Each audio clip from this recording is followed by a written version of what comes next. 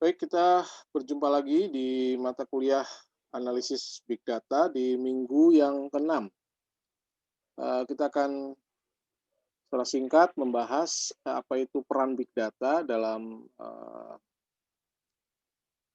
keseharian kita yang mungkin kita tidak sadari bahwa sebetulnya kita sudah mengambil peran atau terlibat di dalam proses pengolahan big data tersebut.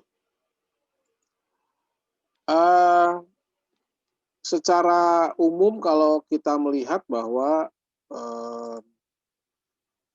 big data ini merupakan satu informasi yang mempunyai potensi ya, mempunyai potensi dan tentunya manfaat ya. Di pertemuan sebelumnya kita sudah membahas bagaimana cara kerjanya, proses-proses yang harus dilakukan sampai kepada kita nanti bisa melakukan pengolahan big data.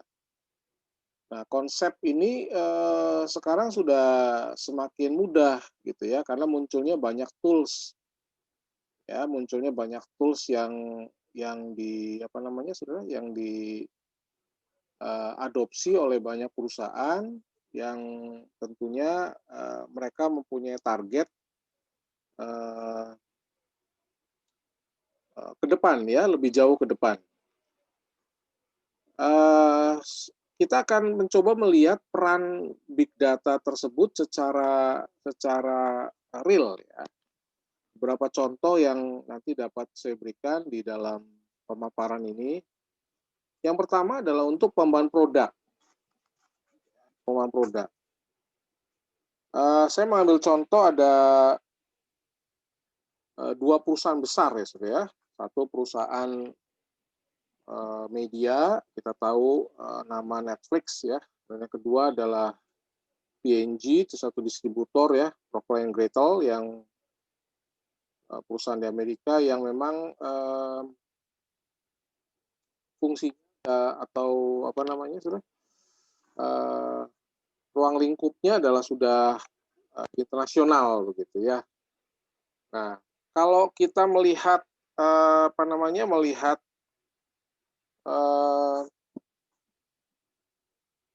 dampaknya terhadap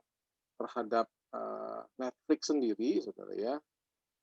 Netflix ini sudah memanfaatkan big data untuk mengantisipasi apa namanya permintaan konsumen.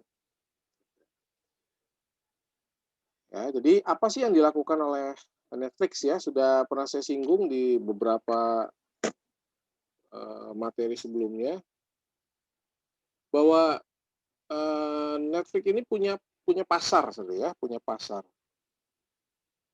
Saat Netflix tidak bisa di-download, tidak bisa diakses, ya, itu banyak konsumen yang kelabakan.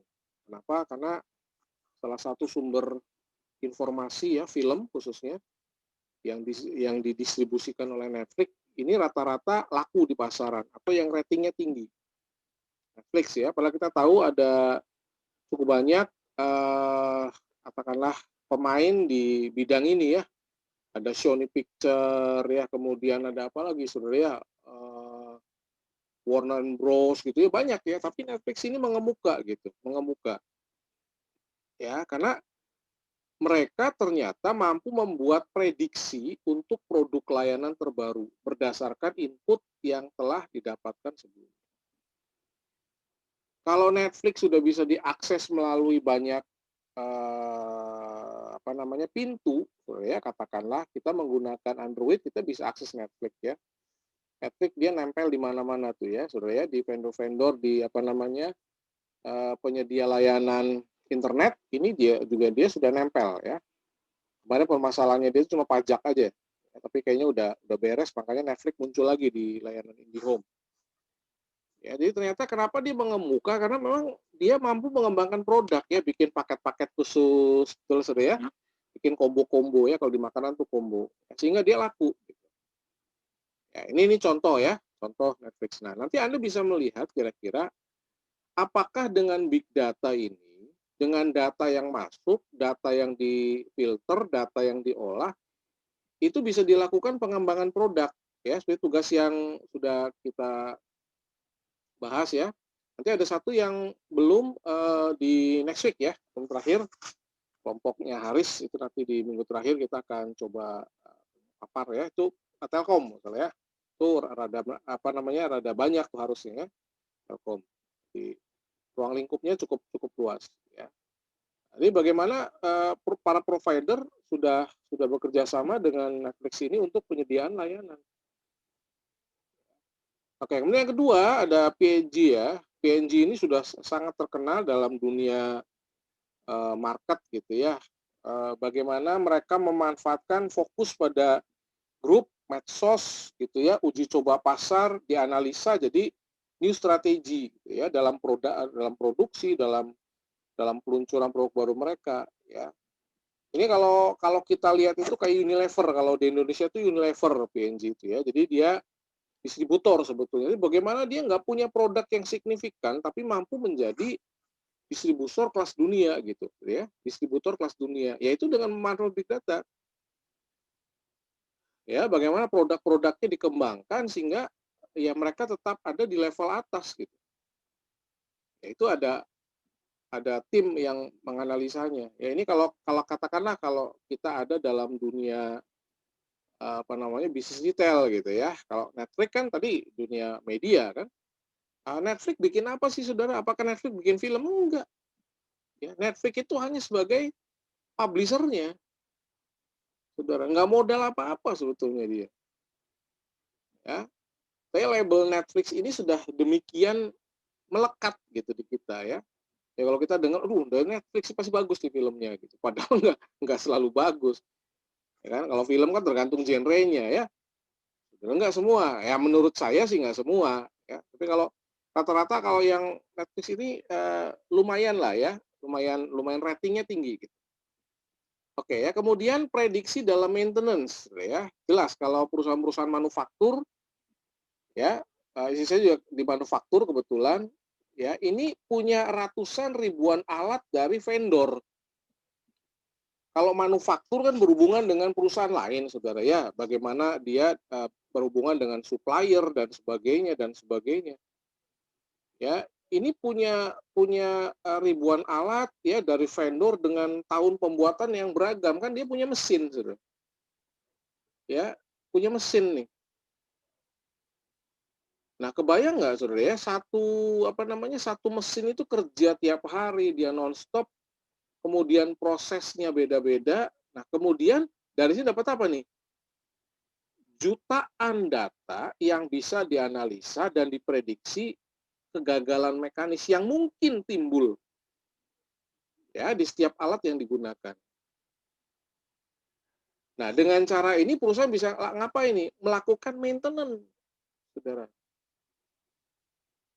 Ya, kalau Anda bekerja di perusahaan yang besar, manufaktur ya, kalau saya tuh suka di acara TV itu yang saya suka lihat itu Net Geo, Geographic tuh.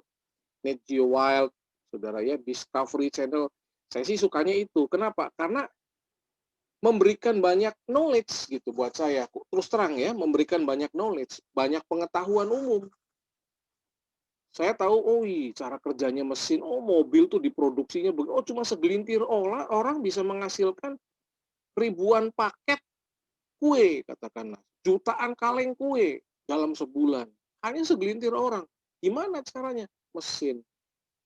Saudara. Dan ketika ada satu mesin yang bermasalah, itu sangat berbahaya. Kenapa? Karena bisa membuat kegagalan produksi. Saudara. Betul ya? Adonan yang sudah diolah ternyata nggak bisa dimasak. Karena apa? Mesin cookingnya rusak, katakanlah komputernya. Ini bisa gagal produk, saudara. Makanya mereka menganalisa. Mereka menganalisa, saudara. Kira-kira kapan nih rusak? Kapan kudu di maintenance? Ya, kalau perusahaan-perusahaan yang sudah kelasnya besar itu nggak nunggu rusak baru dibetulin. Saudara ya, ada waktu maintenance kayak kita bersihin AC itu, kayak Anda servis motor, servis mobil. Masa nunggu rusak dulu baru ke bengkel kan enggak? ada catatan ya, nanti balik lagi kilometer sekian, nanti AC ya Pak sekian bulan, ya. Bagaimana kalau pemakaiannya tidak full? Ya, bagaimana kalau pemakaiannya full? Kalau mesin mobil motor kan dari kilometer bergerak ya, tapi kalau AC kan pemakaiannya mungkin nggak sama.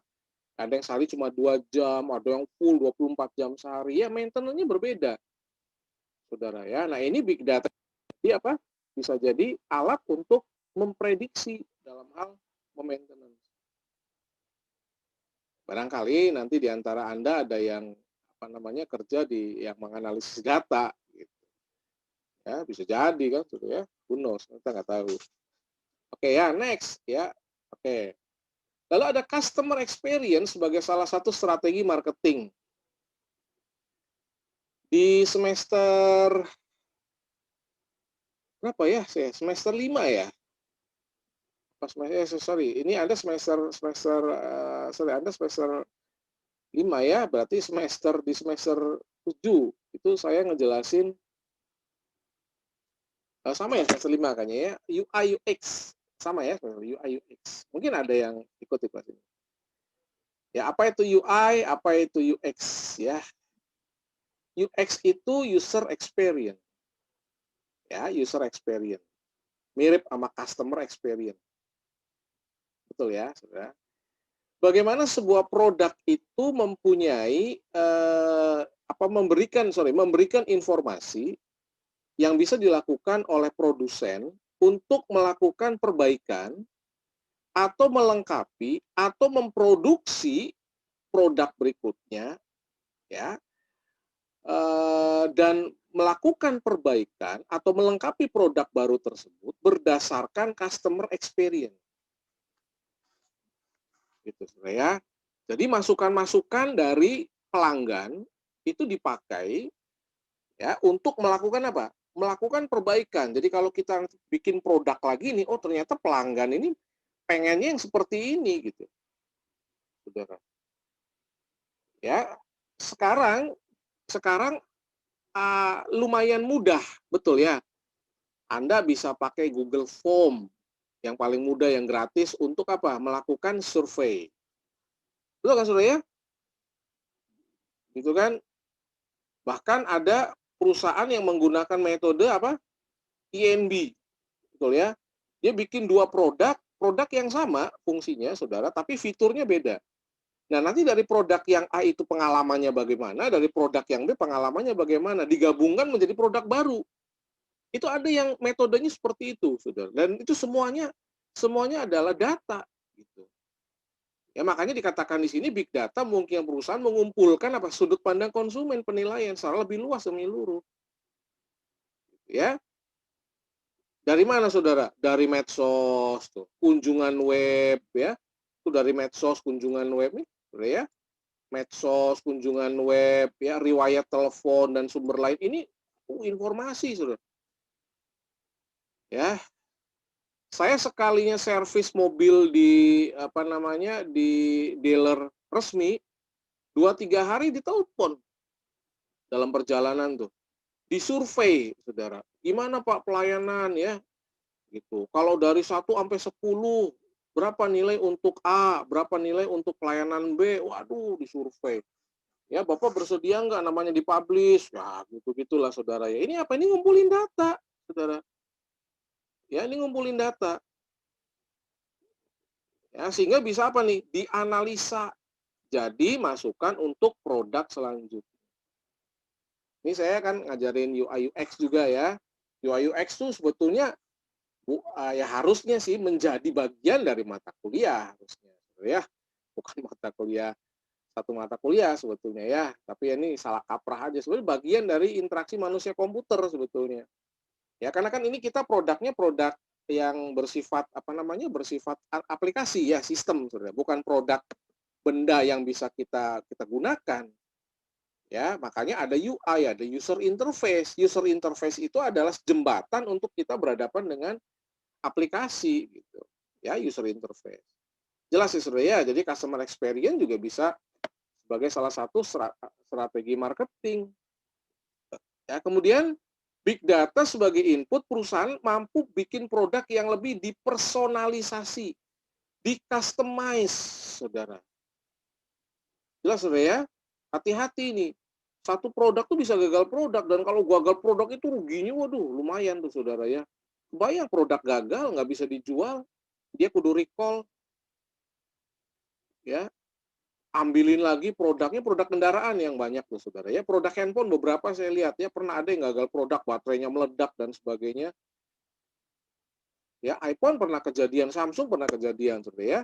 Yang saya lihat-lihat ini sebetulnya ada customer experience.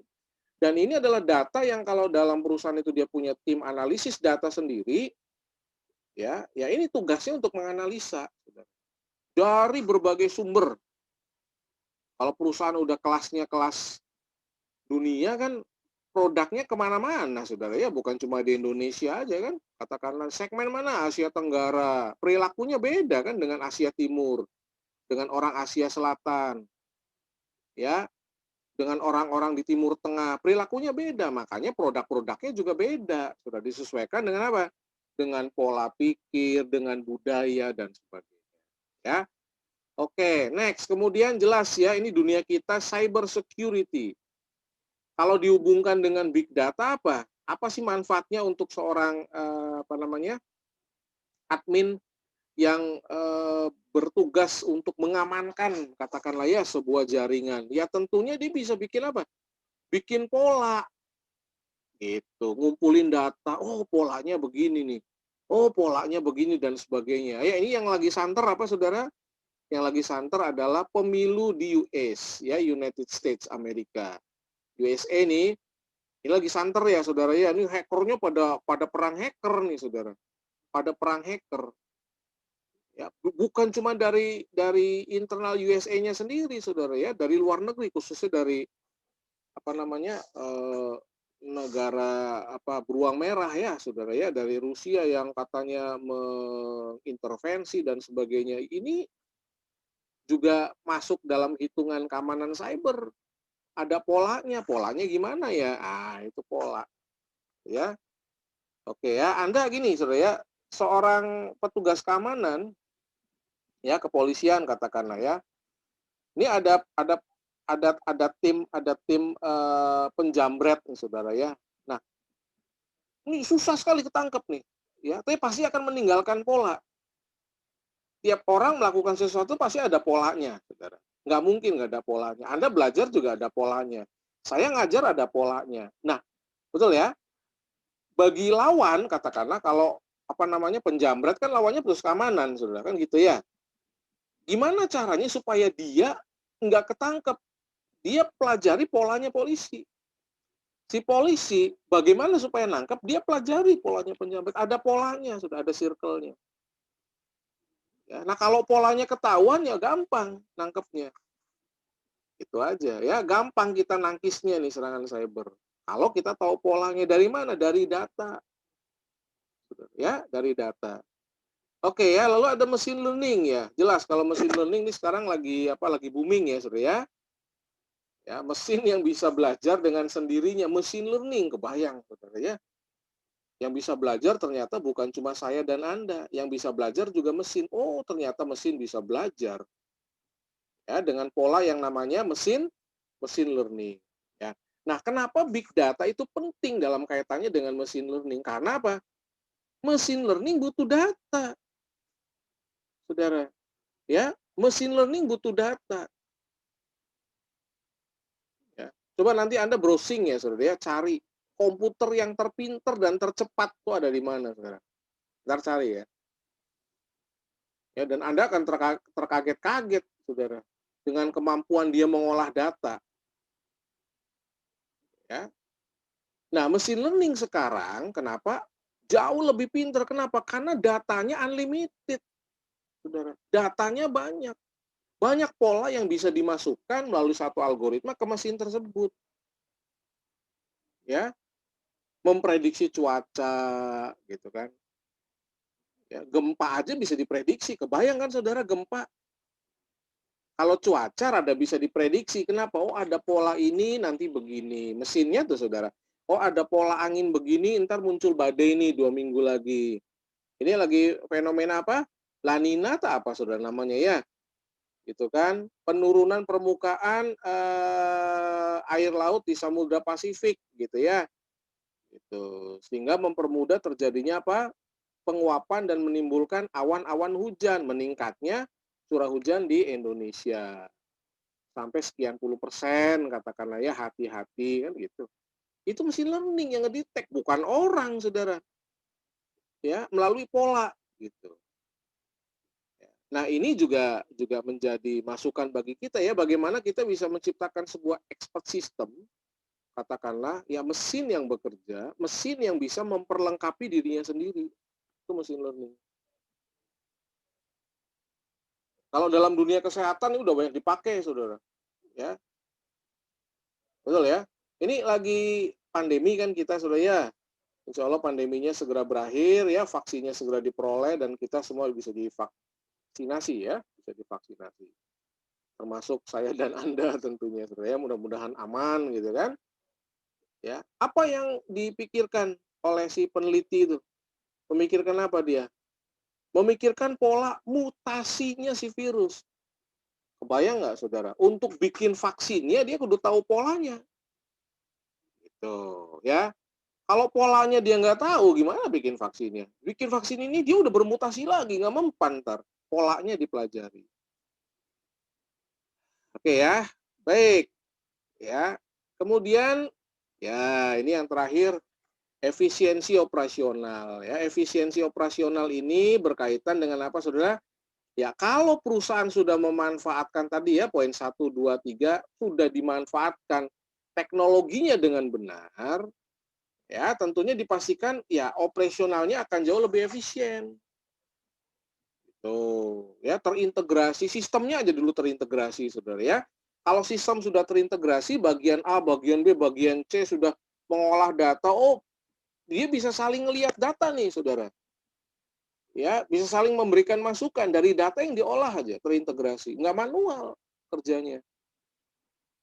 Ya itu saja dulu sebetulnya ya, langkah awalnya. Nah, sekarang perusahaan-perusahaan sudah ya hampir semua perusahaan yang berkecimpung dalam dalam dalam dunia sekarang sudah memanfaatkan sistem informasi dan teknologi informasi. Jadi nggak mungkin nggak ada data yang diolah. Ya pasti ada data yang diolah. Kan dengan input data yang besar, satu company bisa apa bikin pemodelan gitu ya mengenai apa ya dalam produksi barang apa yang boleh apa yang nggak boleh dilakukan, saudara ya prediksi marketing. Oh kalau mendekati ini kita nggak boleh publish dulu nih nanti nih nunggu saat yang tepat dan sebagainya itu di marketing. Kira-kira seperti itu ya. Oke, nah kemudian bagian kedua, ini ada kita bicara aplikasi konkret big data. Aplikasi konkret big data. Apa yang namanya aplikasi konkret big data? Ya, jadi kira-kira big data itu dalam bidang-bidang tertentu tuh apa aja sih? Saudara ya, saya coba kasih rangkuman buat Anda ya, beberapa bidang. Yang pertama di government ya. Jelas ya Saudara ya, kalau government sekarang sih pemerintahan sudah main big data semua ya. Salah satu yang lagi santer apa saudara ini? Di Indonesia lagi santer apa? Pilkada. Pilkada ya, ini pilkada lagi santer ya, tengah pandemi kok pilkada antar Desember gitu kan. Itu kayaknya Cirebon nggak ya? Cirebon nggak, udah lewat ya. Di daerah-daerah lain ya, ada pemilihan wali kota, bupati gitu-gitu ya, pilkada. Nah ini contoh di dunia secara umum adalah apa namanya saudara? Pencatatan sipil ya, mencakup data kelahiran, kematian, detail penyebab kematian dan sebagainya. Ini dunia sudah menuju ke sana loh, hati-hati saudara. Jadi kalau Anda udah punya KTP elektronik, Anda sudah punya SIM elektronik, sebetulnya data Anda tuh bisa dilihat oleh orang dimanapun yang punya akses ke internet. Logikanya, saudara ya. Coba Anda ketik nama Anda di Google. Ketik aja nama Anda di Google ya, diketik red. Oke, nanti seberapa banyak rekaman terhadap Anda di internet. Kalau saya lumayan banyak. Dari mana? Dari publish jurnal tuh, saudara ya. Dari publish jurnal kalau saya ketik Petrus Sokibi itu muncul oh data sih perasaan saya nggak pernah berhubungan dengan Unpad kok ada gitu nama saya di referensinya di jurnalnya. Contoh misalkan ya Saudara ya, gitu kan. Kok ada ya nama saya di ITS gitu. Ya, kok ada di Aceh gitu nama saya Saudara ya, padahal saya belum pernah ke Aceh. Ya, orangnya namanya udah melanglang buana Saudara. Dari apa? Dari big data online. Jadi kalau kita udah masuk ke sini ya Saudara ya, itu siap-siap tuh nanti data-data kapan Anda meninggal, kapan Anda dilahirkan. Ya, nanti kalau kita udah wafat gitu Saudara ya, kecatat betul ya, oh penduduk di bumi ini berkurang sekian ribu orang hari ini. Contoh misalkan, itu ke data ya, pernikahan, perceraian ya, gitu kan. Kecatat Saudara ya, kalau putus pacar enggak ya? Kalau putus pacar enggak, pacaran belum udah putus pacar ya. Baik, kemudian kesehatan jelas ya Saudara ya. Kalau kesehatan jelas banget ya. Kesehatan tuh mencakup apa Saudara? Ya mencakup informasi apa? Informasi resep obat, uji klinis, prediksi kesehatan, dan masih banyak lagi. Tadi yang sudah saya singgung di vaksinasi ya Saudara ya. Ya saya rada ngeri-ngeri takut ya, ngeri-ngeri takut untuk vaksinasi sih Saudara ya. Takut ada efek samping tuh. Ya, tapi nggak divaksin takut juga ya, divaksin takut juga. Baik ya. Jadi kalau di dunia kesehatan ngumpulin barang baru, ngumpulin data bukan barang baru ya. Nah, mereka sudah jauh-jauh hari memanfaatkan teknologi, ya rekam medik, betul ya Saudara ya, scan digital, wah udah ya di-scan tek data kesimpan masuk cloud. Ketahuan Saudara ya, sidik jari Anda masuk cloud. Udah jelas. Jelas ya? Oke, lalu education ya, pendidikan. Emang pendidikan udah perlu implementasi big data, sangat perlu, Saudara. Apalagi saat sekarang, pandemi. Yang tadinya mahasiswa nggak pernah ngerjain online, sekarang ngerjain online. Harus punya akun Zoom. Coba kalau nggak ada pandemi ya, Anda juga belum tentu punya akun Zoom kan, Saudara ya? Betul ya? Iya. Saya belum tentu mainan Zoom, gitu kan? Mainan Google apa Google Classroom, kan banyak tuh aplikasinya kan, ya pakai Moodle gitu Saudara ya, banyak nih aplikasinya sekarang bermunculan. Jadi pendidikan jelas Saudara ya, bahkan kalau kita lihat dari sekolah-sekolah bisnis itu apa, sekolah bisnis harusnya seorang lulusan tuh udah bisa bisa nanganin big data gitu ya, sudah nggak bersifat one size fits all gitu ya. Jadi ngolah dari enggak ya, pengolahannya udah big data, analisanya analisa online ya, analisa yang jauh lebih luas. Ya, kemudian media jelas, Saudara ya. Media ini adalah ujung tombak, Saudara ya. Ujung tombak yang setiap saat mengolah data dan datanya siap setiap saat dikumpulkan dan dianalisis oleh para praktisi. Ya, dunia cyber ini hati-hati Saudara ya, kalau Anda posting-posting di Facebook, di Instagram, ya di Twitter men-tweet ya, cuitan-cuitan yang ini waduh bisa ujung-ujung langsung ITE tangkap ya, hati-hati ya. Karena apa? Karena media. Ya, jadi hati-hati Saudara. Baik ya, ini yang bisa saya sampaikan di pertemuan minggu ke-6. Mudah-mudahan apa yang saya sampaikan bisa menambah lagi wawasan kita tentang big data, dan nanti di tugas yang kedua ya, atau kelompok kedua bersiap-siap kira-kira implementasi di hal apa yang tadi sudah kita lihat ya Saudara ya, ada pengembangan produk, ada prediksi, ada customer experience, kira-kira apa yang perusahaan-perusahaan kemarin yang Anda sudah tentukan ya, yang bisa dilakukan dalam big datanya. Ya, itu yang nanti akan coba kita analisa. Oke, terima kasih untuk perhatiannya. Mudah-mudahan bisa bermanfaat untuk kita semua apa yang sudah saya sampaikan di pertemuan minggu ke-6 ini, dan akhir kata saya sampaikan wassalamualaikum warahmatullahi wabarakatuh.